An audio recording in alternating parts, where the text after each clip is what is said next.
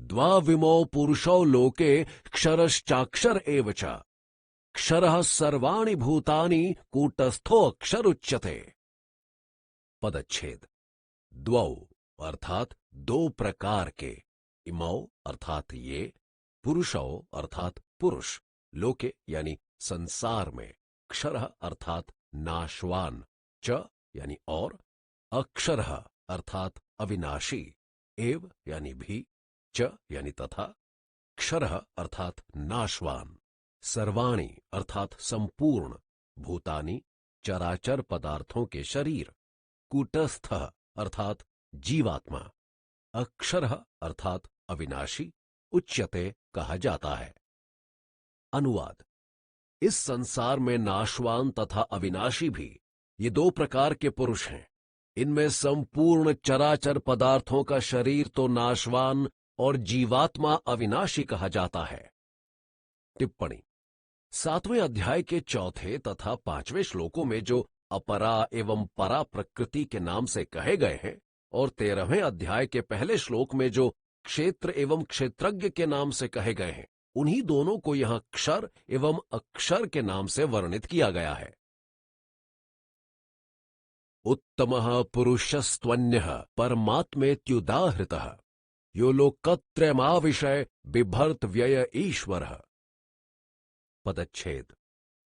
उत्तमः अर्थात उत्तम, पुरुषः अर्थात पुरुष, तू यानी तो, अन्यः अर्थात भिन्न पृथक, परमात्मा अर्थात प्रकृष्ट आत्मा, इति यानी ऐसे, इस प्रकार, उदाहृतः अर्थात कहा गया है, यह यानी जो, लोकत्रयम अर्थात तीनों लोकों को, आविषय अर्थात प्रवेश करके, व्याप्त होकर, बिभर्ति अर्थात धारण पोषण करता है, अव्ययः अर्थात अविनाशी, ईश्वरः अर्थात महाप्रभु महास्वामी। अनुवाद।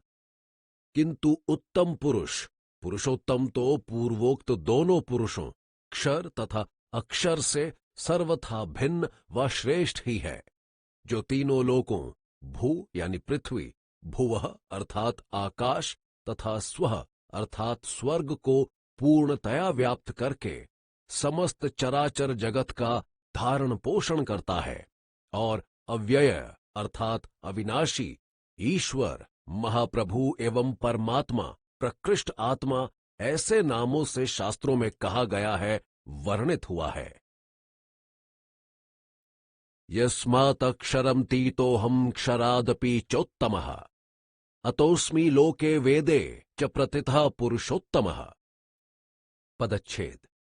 यस्मात् अर्थात जिस कारण से, क्योंकि, क्षरम अर्थात नाशवान जड़ वर्ग क्षेत्र को, अतीतः अर्थात पार किए हुए हूं, अहम यानी मैं, अक्षरात अर्थात अविनाशी जीवात्मा क्षेत्रज्ञ से, अपि यानी भी, च यानी और, उत्तमः अर्थात अतिश्रेष्ठ, अतः अर्थात इसलिए, अस्मि यानी हूं, लोके अर्थात संसार में, वेदे अर्थात वेद में, च यानी तथा, प्रथितः अर्थात प्रसिद्ध, पुरुषोत्तमः अर्थात सर्वोत्कृष्ट पुरुष।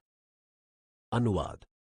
क्योंकि मैं नाशवान जड़ वर्ग क्षेत्र को पार किए हुए हूं, अर्थात उससे सर्वथा परे हूं, तथा माया में स्थित अविनाशी जीवात्मा क्षेत्रज्ञ से भी अतिश्रेष्ठ हूं, इसलिए संसार में एवं वेद शास्त्रों में पुरुषोत्तम सर्वोत्कृष्ट पुरुष नाम से प्रसिद्ध हूं। यो मामेवं सम्मूढ़ो जानाति पुरुषोत्तमम् स सर्वविद भजति माम सर्वभावेन भारत। पदच्छेद। यह यानी जो, माम मुझको, एवं ऐसे इस प्रकार, असम्मूढ़ अर्थात मोह ब्रह्म संशय आदि से सर्वथा शून्य, जानाति अर्थात जानता है, पुरुषोत्तमम प्रशस्ततम पुरुष को, सह यानी वह, सर्वविद अर्थात सब कुछ जानने वाला सर्वज्ञ, भजति अर्थात भजता है, माम मुझे, सर्वभावेन अर्थात सब प्रकार से, भारत अर्थात हे भरत कुल जात अर्जुन। अनुवाद। हे अर्जुन, इस प्रकार जो मोह संशयादि से पूर्णतः रहित ज्ञानी जन मुझको तत्व से पुरुषोत्तम प्रशस्ततम पुरुष जानता समझता है, वह सर्वज्ञाता सब प्रकार से निरंतर मुझ परमेश्वर को ही भजता है। इति गुह्यतमं शास्त्रमिद मुक्तम मया नघ, एतद् बुद्धवा बुद्धिमान स्यात् कृत्यश्च भारत। पदच्छेद।